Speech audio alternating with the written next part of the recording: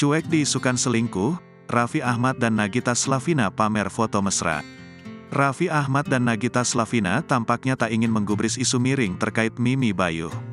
Melalui postingan terbaru di Instagram, Raffi Ahmad dan Nagita Slavina nampak memberikan sinyal bahwa rumah tangganya dalam keadaan yang baik-baik saja.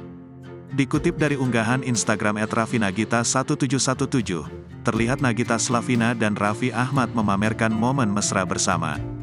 Diketahui, saat ini, Raffi dan Gigi tengah liburan di Jepang. Nagita juga terlihat mencium pipi sang suami di bawah pohon sakura berwarna pink yang indah.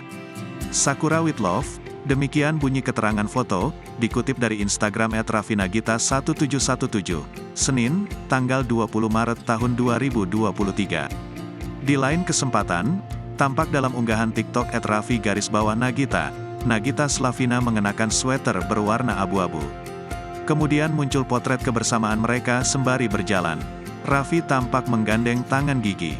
Love in Japan, dikutip dari TikTok @raffi_nagita, Senin, tanggal 20 Maret tahun 2023.